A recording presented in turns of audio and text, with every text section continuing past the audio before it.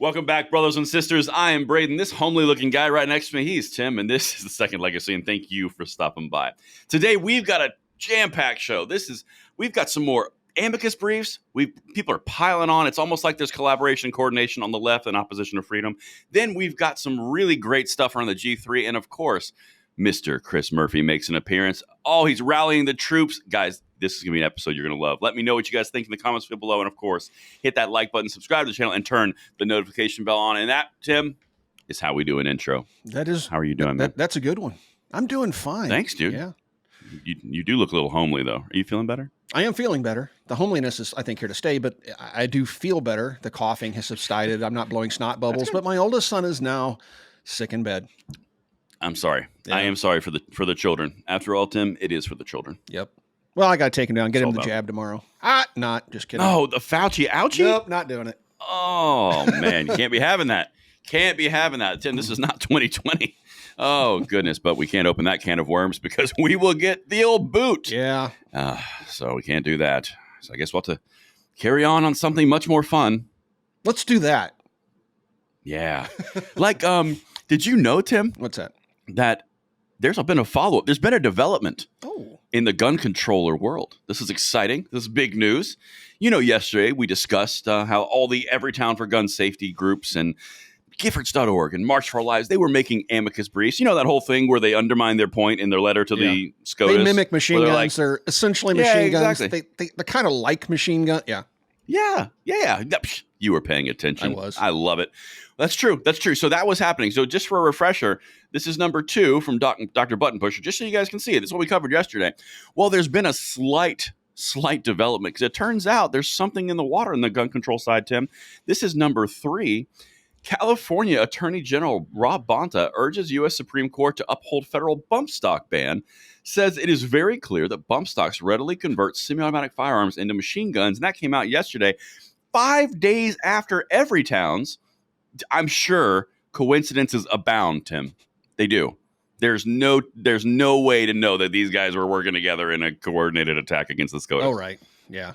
But, you know, it's funny. They actually invoked some legalese, readily convert semi-automatics. That sounds like something right out of the NFA, doesn't it? Oh, my goodness. It does. And, Tim, you know what? I love you are so prescient all the time. It's like we're on the same brainwave. The NFA makes an appearance in this thing, and you are going to I think you're going to like pull up a straight Grinch smile on this one. It's going to make you proud. I kind of saw that coming, given their verbiage there. They gave it away. Yeah. No, it's good. It's good. Nothing gets past you. And that's what I like about you. Hold on a second, Tim. We have been remiss. We didn't check on Dr. Button Pusher. I noticed that, but I wasn't going to say anything because I hate correcting you all the time. Wow. There he is. There he is. Okay. We're just going to sidestep the correcting you all the time thing and dive right into number 1, doctor. That was so rude. I know. Was it the homely comment? Was it the homely comment that brought it forward? I think so. I feel like I'm on the defensive here. I get it. You are, but it's okay. So here it is, Tim, an amicus brief. But Rob Bonta from California, he was not alone. There was a bunch of states, I think 22 in total. And I'm showing the people of the Second Legacy right here. We had the normal people. We got California, Colorado, Connecticut, all the gun control states. However, this one was interesting. North Carolina. Do you care to venture why North Carolina would be on this list, Tim? Nikki Haley? Sorry, I had to. Wow. I had to. It's not even 2024 yet, and we're already on oh my goodness, Nikki. Oh, Nikki. No, she's not the reason. Because first of all, she's from South Carolina.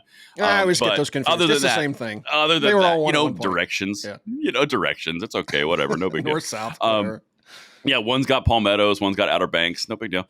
But yeah, North Carolina, it turns out, Tim, Roy Cooper is a Democratic governor, which means he would have a Democratic AG. Yeah. Which, it's okay. We're not going to talk about it too much. But anyway, all these people jumped on to the SCOTUS, which, again, I find it extremely fascinating that both the Everytown advocacy side of gun safety and the attorneys general from all the gun controlling states sent the same letter in their own verbiage to the exact same source 5 days apart. Yeah. It's weird. They're trying to give the impression of the Supreme Court that everybody wants this. Wow.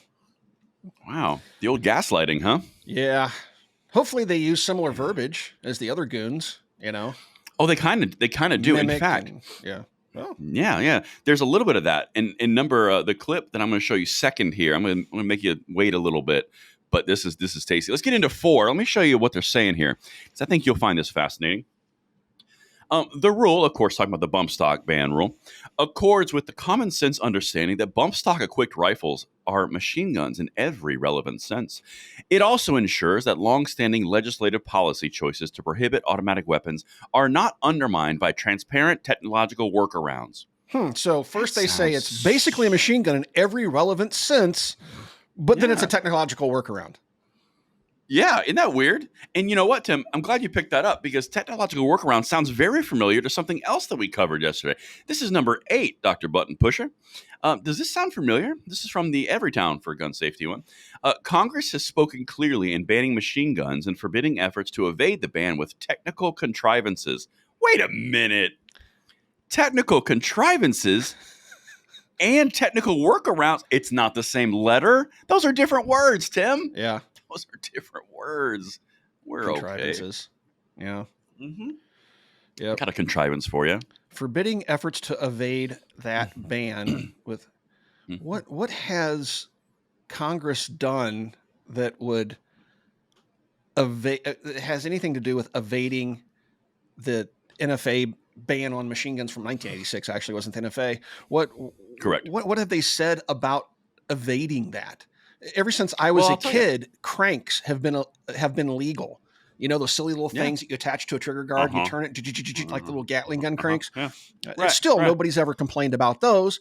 Those are still sold. They're goofy, just like bump stocks are goofy. You know, bump stocks are just toys. They're not reliable, and they're novelties. You put a pinch of dirt on them, they stop working. It's not like they're an actual machine gun. And then you get into the actual verbiage of the NFA that defines what a machine gun is. And a bump stock comes nowhere near meeting that legal definition of what a machine gun is. In essence, a machine gun will fire more than one round with a single press of the trigger, right? A bump stock presses the trigger every single time. It's functioning as a semi-automatic, and you can bump fire without a stock. I can bump fire from the shoulder, from the hip. I've done many videos demonstrating it. It's not, basically, if they allow this to go forward, then the argument could then be made, if this were to go through, that semi-automatics are in general, just by their very nature, readily convertible, which is legalese. Correct. That does appear in the NFA. And I think that may be the direction they're trying to take this. They're setting themselves up for the next step. You are correct. And so, very good. Tim, eat your Wheaties this morning. Very correct. So they are doing something very specific, and the angle of which they're taking in this, if you read the amicus brief, is several dozens of pages. But the actual brief is kind of going after one thing and avoiding another. So the first thing that's going after is the idea that in 1986, Congress said you can't have any devices that convert or readily convert an existing firearm into a full auto machine gun. They're saying that the bump stock does that because it increases the rate of fire. And their whole argument is hinging on the idea that the rate of fire increase is what makes a machine gun, which is obviously not what makes it a machine gun. It's obvious. It's statutorily in the language. But that's one of the things they're going for. The other thing that they're completely trying to avoid is how they arrived at this definition in this rule, and that was through executive fiat, through the ATF just recreating definitions and adding to existing law, which is extremely unconstitutional, and it violates the Separation of Powers Act. So they're trying to avoid the huge pitfall, and they're trying to focus on something and say, look over here, but don't look over there, because over there is bad, especially when you have the pending case on Chevron deference at the Supreme Court. You have all the different ATF lawsuits that are also getting smoked. A lot of this is bigger than just the bump stocks. And that's the dirty little secret. Yeah. No, I'd see it as just a step in the direction to ultimately ban semi-automatics, which that's where they're going. I get so tired of seeing the shtick, and I see it every single day online where they're saying nobody's trying to take your guns away. We just want common sense safety laws. Right. Wow. Tim, you are seriously, dude. Me and you are on a brainwave. Yeah. And now cue number 5, Dr. Button Pusher. Oh yeah. Really? We are on a brainwave. Oh yeah. So, by the way, guys, this is not an act. He actually has not read number 5 yet. Here we go, Tim. They actually put this in an amicus brief that is public record, sending to the SCOTUS, and I quote, eventually, Congress enacted the National Firearms Act of 1934, a taxing and registration scheme designed to dry up sales of automatic weapons nationwide. Yeah. What? You're not supposed to say it out loud. I know, because that isn't actually stated in any legal documents. That just sounds like a political agenda to me, doesn't it? It does a little bit. And they want to register everything else, which would have the same outcome. But this was the exact same attempt that they did in 1994 with the assault weapons ban. The whole idea was you can keep them, and this is how they justify it to their constituents. You can keep them if you have them. And that's just going to drive the cost up, much like the machine gun ban of 1986 drove the cost of machine guns up. Now, if you want to exercise your Second Amendment rights and buy a machine gun, you have to be filthy rich. So, and I thought these leftist Marxist goons hated the rich, but yet they want to arm them. Yes, I don't understand That's it. True. I don't understand it. No, you're right. They hate the police, right, but only the police should have them, right? It just they're just full. They're full of hypocrisy.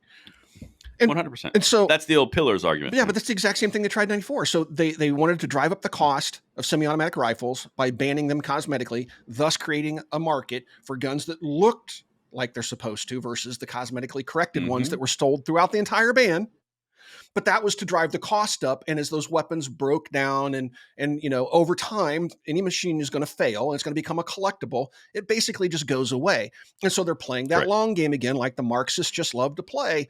What they can't get today, they're angling for down the road, and they're just going to play that long game. And that's what they did with the 1934 ban, which they said, quite like you said, the quiet part out loud. That's what they tried to do in 1994. And that's exactly what they want to do with all the proposed assault weapons bans that they've proposed from this day forward. It has the exact same end goal in place. Correct. You can keep them if you have them, knowing it's just going to drive the cost of them up.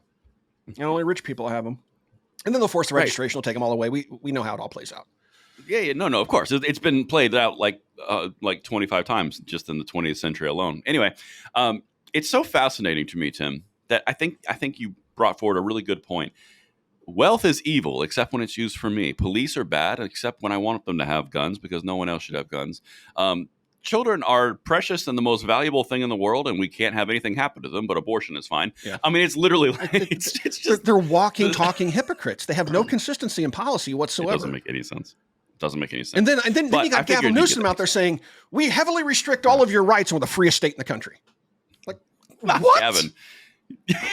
Yeah, it's true. The hair gel monster himself. That is true. Yeah.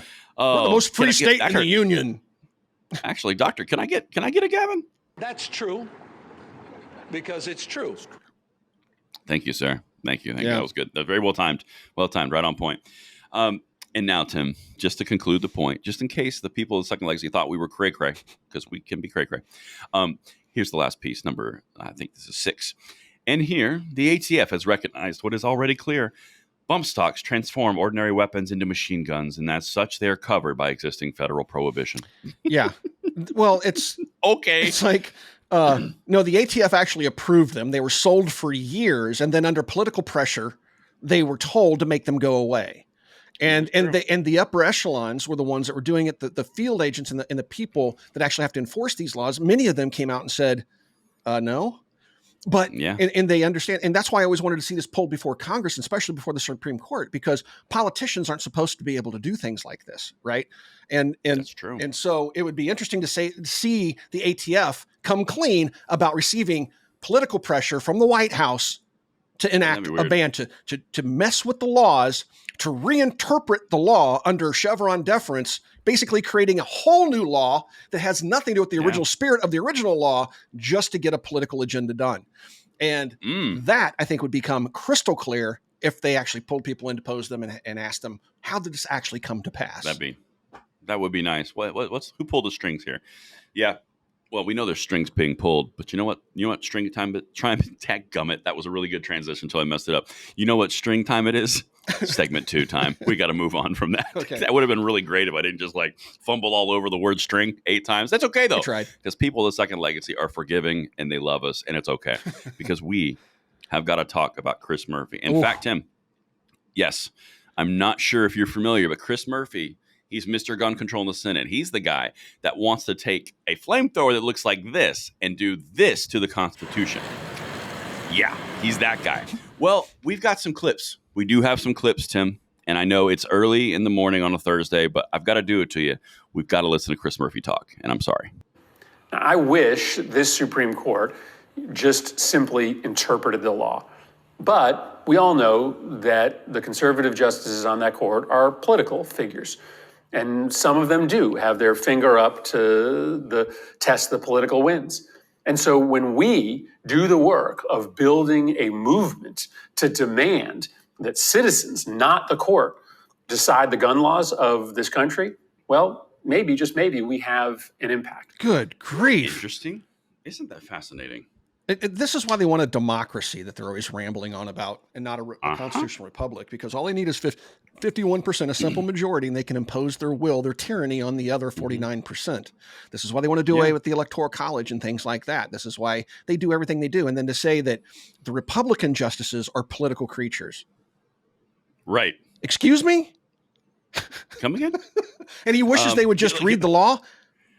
Hey, moron, exactly. Chris Murphy, that's what they're doing. It's the Democrats. They're trying to contort the law to get their political outcome that they want. The Republicans are taking a look at the document going, yeah, the Second Amendment pretty clearly says you cannot infringe this right. And the only way to undo that isn't to take a simple majority vote of the population, folks. It is to amend the Constitution, which is considerably harder. But see, they don't want that. They want to get rid of all that. They just want a simple majority. That's democracy, and that's why we don't have democracy. Right. Not pure. And that's the big thing, Tim. And you hit on a bunch of pieces there, and I think those were all excellent pieces, but I want to set up camp on the very last part of what he just said. The citizens decide gun laws, not the judicial. Cupcake. You are a sitting senator. In one case, you know good and well that the checks and balances of our federal system makes the court correct the legislature when they supersede the founding document of the Constitution and all of our rights enshrined in said Constitution. You know good and well the judge has no ability to legislate from the bench, which, by the way, was a leftist tactic over the last 15, 20 years. But their job is to correct the legislature when they go out of bounds. And yet you're saying now that they're political creatures and the citizens should write gun laws, not the courts. It's a twofer. The citizens write gun laws through legislation, and then it gets struck down or not struck down depending on constitutionality. This guy is placating to a very low common denominator. And let's be clear here once again. He's accusing only the Republicans of being political creatures. Correct. I'm not denying that people aren't political creatures. We all are. Even though justices are supposed to be blind and only focus on the law, everybody has an opinion. It's just, can you separate your opinion from interpreting the law as written in the context that it was written? And not making up some new way. Right. And the Republicans, with regards to the Second Amendment, are not doing that. They're not making things up. They're literally interpreting the Second Amendment as written in the historical context that it was written in. They have added nothing to it. It's the other side that just wants to ignore the Second Amendment and go on feelings and what 51% want. Well, that's why they always add in like, see that? It says a well-regulated. See, that means gun control. No, that means practiced and well-rehearsed. That's where the context comes in. Right. It's just like, guys, stop it.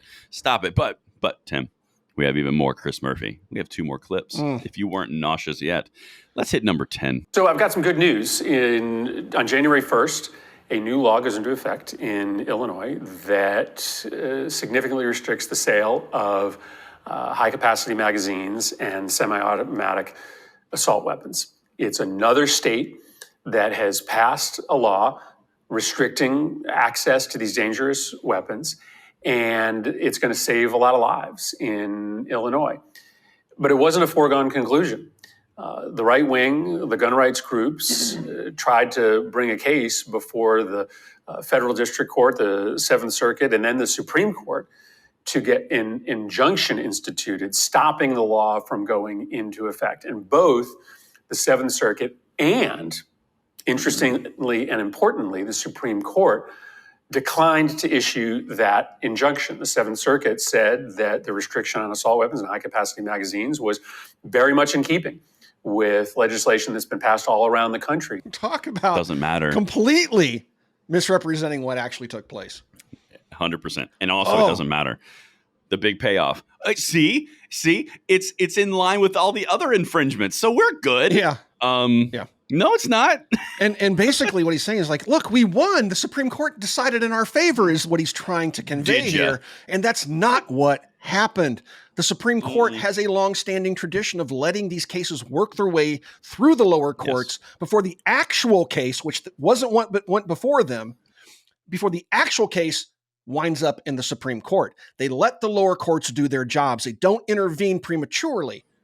And that's just historically how they've behaved. That is not a decision. It's not a blessing from the Supreme Court for what's going on in Illinois. I think he's going to find that out the hard way, but...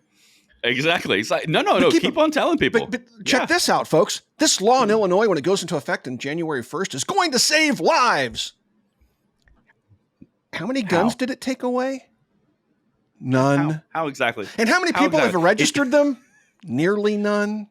I think it's between 0.34 and 0.6%, depending on where you look. Oh my goodness. I mean, the man is so crazy and just sitting there outright lying about what just transpired and then gloating like he won some great victory. I can't wait till the Supreme Court slaps him down. God willing that takes place because it's going to be so funny watching his head explode.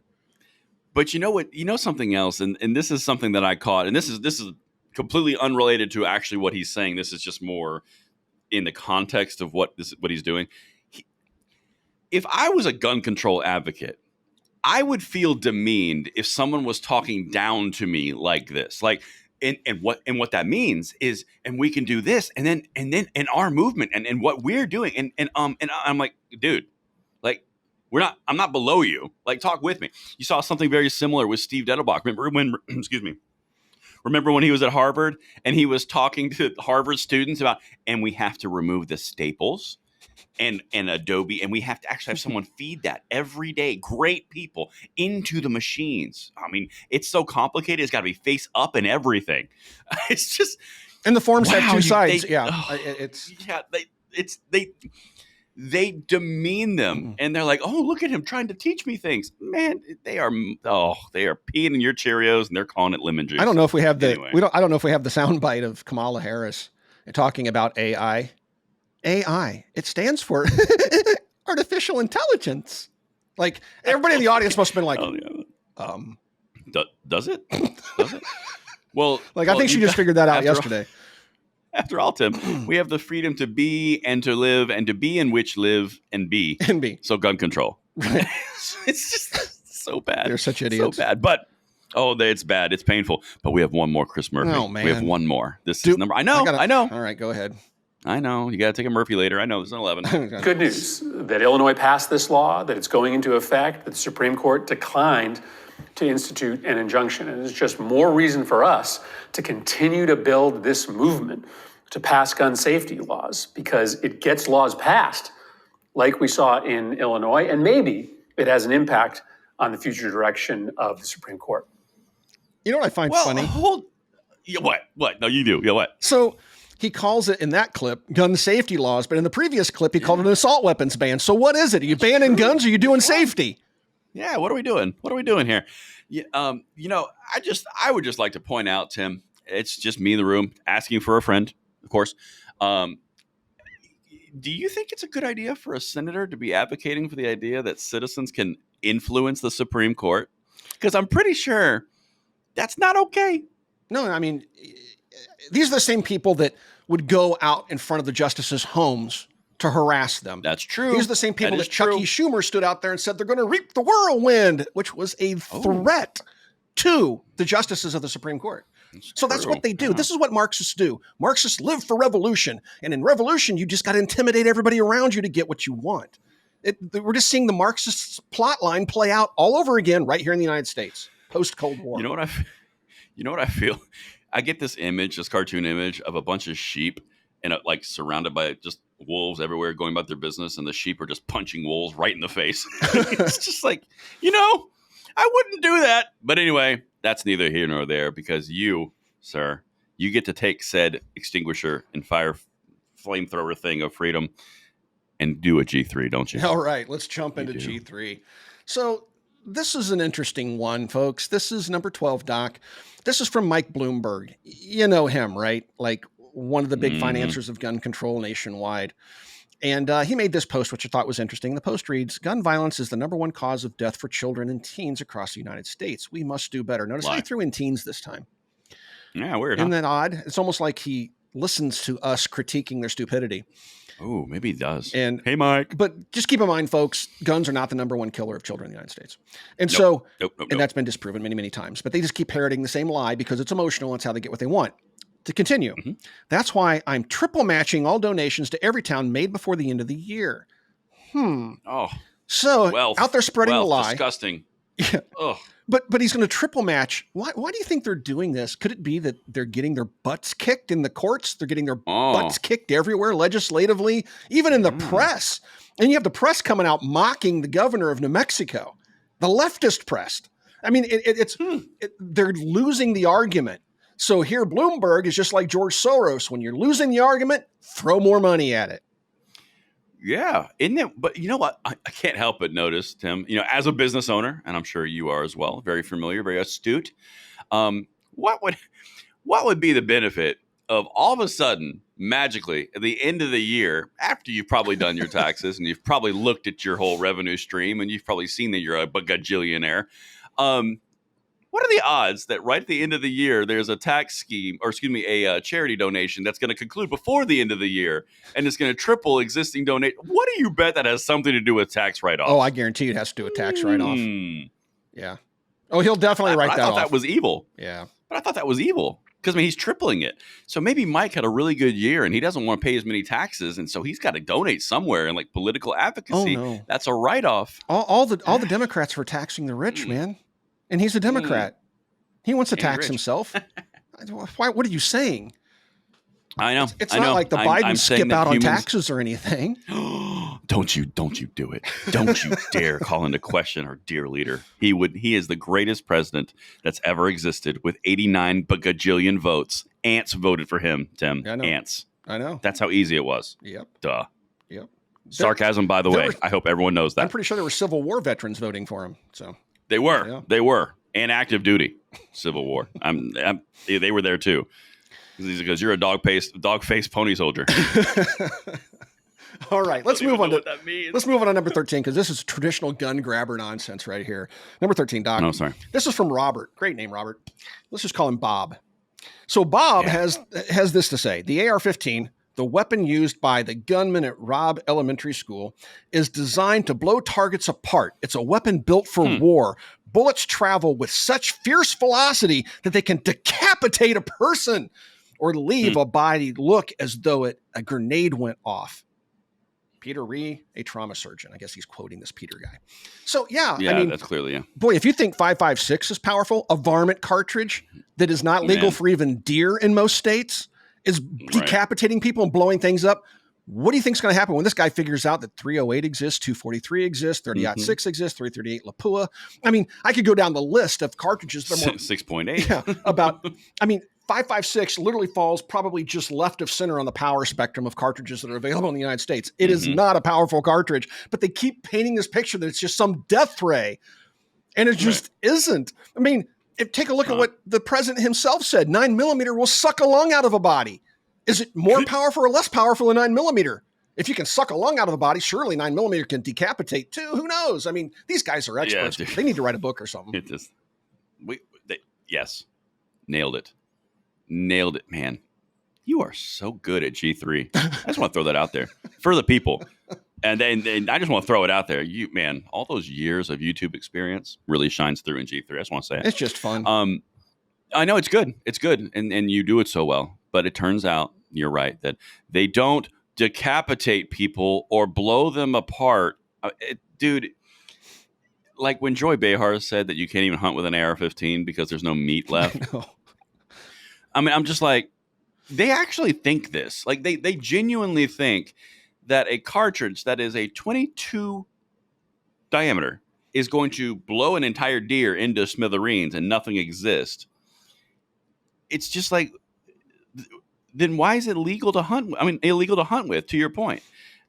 Why is it a cartridge designed to tumble? What's the point of tumbling if the entire thing is going to be gone anyway? It just doesn't. I know. I know it's painful, but the thing is they're talking to fence sitters and people that aren't in the shooting world, and they listen to this and they go, because they're people of power and authority. When Congress critters do this type of stuff, they want to listen to them. They want to believe them. When the media repeats these lies, people that just don't know go, oh, that must be true. They believe everything that's told to them. That's the power of propaganda. Unless they have something to weigh the commentary against, like actual knowledge, they're just going to go with the commentary because it's coming from a trusted source in their mind. And it's all propaganda. Which is why they hate us so much. I know.